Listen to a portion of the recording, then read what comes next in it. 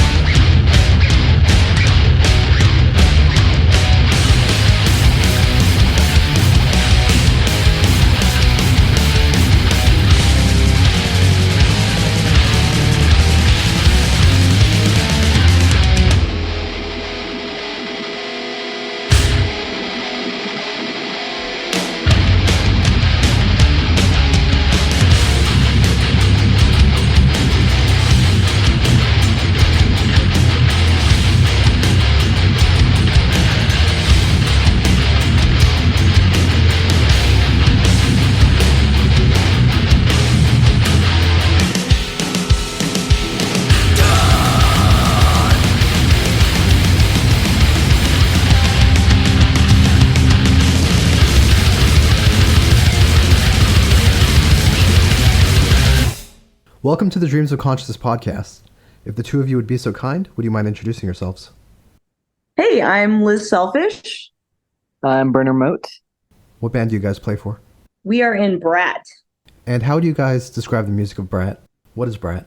So I would say it's kind of like a blend of death metal, hardcore, grindcore, and power violence, and maybe a little thrash as well. Just a little. It's a hybrid. And I understand you guys have a term to describe the music that you make. Your own term that you coined. We do. Yeah, bimbo violence is is one of the many that we use to describe our that's our band. The main one for sure. Now, where did bimbo violence come from? Why bimbo violence? I just thought it sounded funny, to be honest, and just with the contrast of how heavy our music is, and with the kind of pink and bubbly feminine aesthetic, I just came up with that term and we thought it was funny, and we kind of ran with it. Yeah. It's also just a little wordplay on power violence. Yeah. So. All right. And I should mention that you guys are based in New Orleans. Yep. Yes. Would you say that being from NOLA affects your sound and maybe the way that you blend different types of music together? Yeah, I'd say so, because New Orleans, while it does have its traditional sludge sound, it's always been a small enough city and a small enough scene that all the different styles of heavy music that are here kind of blend together. There's no shows that are just like, oh, this is like a show with all death metal bands or this is a show with all punk bands. That doesn't happen too much. Like every band just kind of plays with each other if they're heavy at all. So it's easy for somebody here to be into everything. So if you don't mind, can you tell me a little bit about how you guys met and how you decided to put Brat together? Yeah, Brenner and I met in 2017 at a Gorguts show, and we started dating maybe like a year later. And then we started Brat basically during COVID, and we had plenty of time to work on it at the time since everything was in lockdown. And then Hennessy, our bass player, I've known since maybe like 2013 or something, 2014. And then I didn't meet Dustin until we started Brat. So Brenner knew Dustin and he brought him in on drums after we had already kind of started the band. Okay. Why the grindcore power violence sound that you guys ended up with? Well, that's whenever I started writing, that's just kind of what I listened to and what I wanted to do.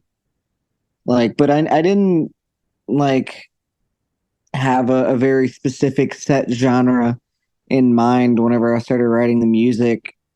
I was just like, okay, I'm gonna write music for a heavy band. Whatever comes out, comes out. So that's kind of why there's so many different styles at play, because it's not so much just like a focused, okay, this is gonna be a grindcore band. It's just happened organically. Right. And as far as the aesthetic that you described, Liz, the feminine and the pink, when did that come in? So that was not really like something that we went in like planning to do. It just kind of happened organically. We knew we wanted to use pop samples in our live show. And then for a long time, we were trying to think of a band name, and we finally landed on Brat. And Brat with kind of like the pop samples that we were going to use. Like at that point, it just, the pieces kind of started to fall into place of like just kind of creating the whole aesthetic around the band. Right. Well, why Brat? I guess would be my next question. Why was that something that you guys clicked with or locked in on? As far as just like why the band name? Yeah. Yeah, we like struggled for a long time to figure out a name that we liked, and our working title for a while was Scuzz, but it just didn't feel like quite right somehow. And I don't know, maybe like 9 months into it or something, maybe over 9 months, maybe like a year into it, before we had ever like, announced we were a band or anything, still just like writing music and trying to put it together. We were like, what about Brat? And it was kind of like the best one on the list that we had at the time, and we liked it, and yeah, so we stuck with it. I also noticed, Brenner, that Brat is in your first and last name. Oh yeah, I guess it is, huh? Oh, cool. Was that just a coincidence? Yeah, sure is. I like that though. That's cool. I never noticed that either. So, do all the songs start with you, Brenner? On the EPs, the first two EPs that we did, yes, I wrote all of those songs pretty much myself over the course of like 8 months before we had brought anybody else into the band.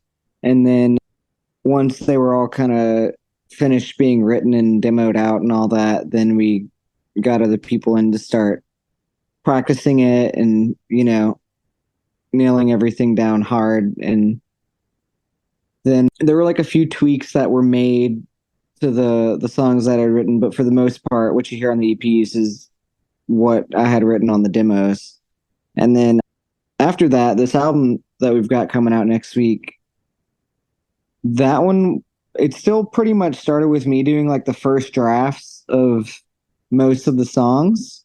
And then I would bring it into our rehearsal space and we'd work on it as a band and make tweaks to it. And, there's still about, I'd say 75% of that first draft, but there are a lot more tweaks made and a lot more collaboration on what the final product came out to be. So the album as a whole just is a lot more dynamic because it's not just me doing everything.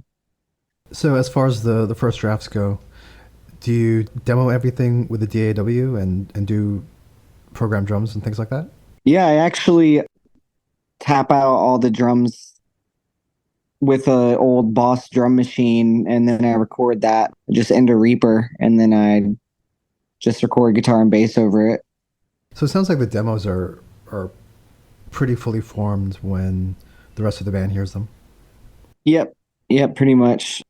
There's been a couple things where, I'll share everyone just a riff and then get some ideas from that. But for the most part, I just collect all the riffs that I write at home in my audio recordings on my phone, and then I'll hear a whole song behind it in my head, and then I just demo it out.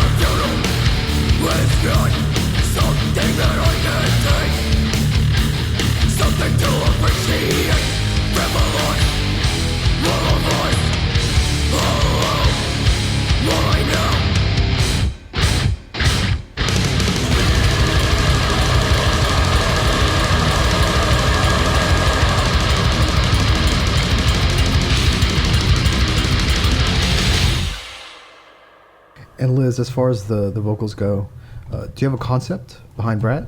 I do not. I open my mouth and whatever comes out, comes out. Okay. Yeah. As far as your lyrics, where do you find inspiration? What do you sing about? So Brenner actually writes almost all the lyrics. I've written lyrics for like 2 songs, but so I'll let you field that one. Yeah, I pull a lot of my inspiration for the lyrics from dark literature. I'm really into creative writing, and I sort of just pull it all from there. I'm a huge Stephen King fan. Any sort of like psychological or cerebral horror. That's sort of my jam, and I've been writing since I was a kid. So that's where it comes from. Creative writing meaning fiction? Yes, Okay. fiction and poetry, that sort of thing. Okay. Cool.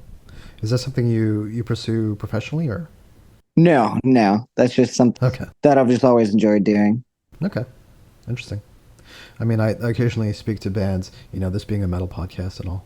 I occasionally speak to bands who do like concept albums and stuff, and so I'm always curious about the writing aspect and how far people pursue that in terms of like if they write fiction on the side, if they write screenplays, things like that.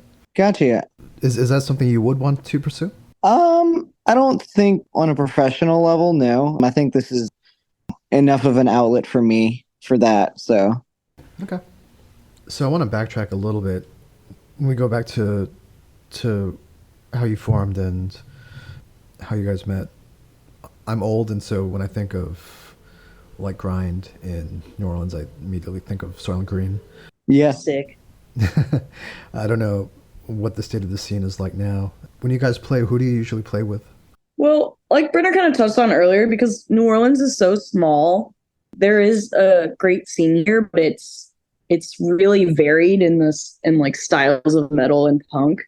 So you pretty much play with everyone who's like heavy, because there's not enough of like one particular style to really have like a bill of like just death metal bands or a bill of just grind bands or whatever. So we play with all kinds of different bands. And we're about to have our record release show that has like a hardcore punk band, a like doom gaze band, a death metal band, and then like a like beat down kind of hardcore band. So we play with all kinds of just heavy bands. Okay. What would your ideal show be?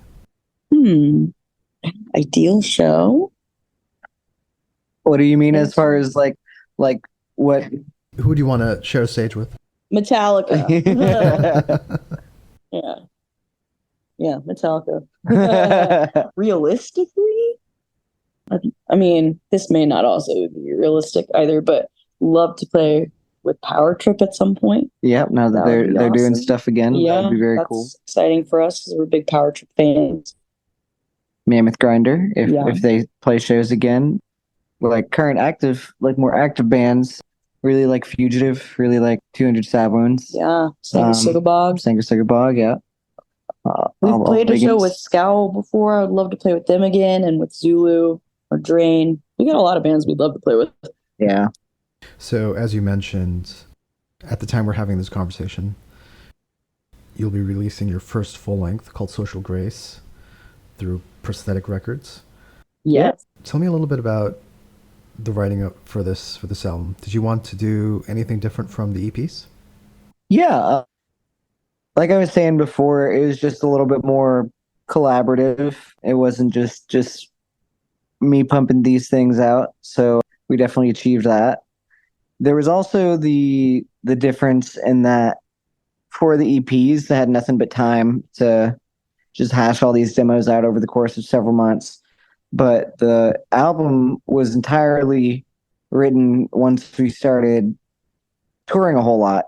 So we had to write and record songs in between tours. So we would write and record songs in batches of 2 or 3 songs at a time, and then go and tour again, and then repeat again when we got back. And we did that a few times, and eventually we had enough for an album. And when was that? When were you finished with the writing part? I think we had our last recording session in, like, I don't know, April of last year, April or May. Yeah, I want to say May of last year. Yeah. Gosh, I can't believe it's already been that long at this point. Yeah, Almost a year. So we've been sitting on these songs for a while. Yeah. Where did you guys end up recording the album? The same place we did the EPs at. It's a High Tower Studio in New Orleans. It's our good friend James Witten. He records Thou and I Hate God Now and Special Interest, another big punk band from here. But yeah, he's the guy here. He's awesome. He's the guy that all the heavy bands in New Orleans record with? Yeah, pretty much. How do you describe his approach as an engineer? He's super laid back. He's extremely professional in his way. He's been doing this for 25 years, and like he got his start like being an assistant recording like stuff for like Cash Money Records in the late 90s and stuff like that. And so he's been in it for a long time, but he's like super chill, easy to work with, but also just very competent and knows what he's doing. Can't say enough good things about him. He's just a pro. Did James handle the mixing and mastering as well? Yep, he did it all. Cool. So when you say you recorded in batches, were you going into the studio and recording 2 and 3 at a time? Two or three songs at a time? Okay. Yep, that's right. Why record it like that? Why not wait until you had all the songs together? Well, we were just so in and out of town with touring that like... Okay, so it was the tour schedule that was... Yes. Okay, I gotcha. And it was like we'd be home for, a month and a half or whatever, and then we'd be like, okay, we're gonna learn these 3 songs and get these 3 songs down super tight. Because the thing is, we also all still work full-time jobs. It's not like whenever we're home, we just have all the time in the world to like get these songs down super tight and just go straight into the studio and do them all. We're all, our schedules, we can only really practice once a week. So, or, we'd be home for a month and a half in between tours. And then be like, okay, we got to get these 3 songs down. We have, 4 or 5 practices to get these songs down, and then we're going to go record them. And if we did that and just learned all these songs in between tours without recording them, by the time we got to the end of the album, we'd probably have forgotten how to play those first songs we learned that we wanted to record. So, because it'd be, several months later by that point. Right. And so you wanted to record the songs while they're still fresh, while you had them down. Exactly. Gotcha. Right. Okay.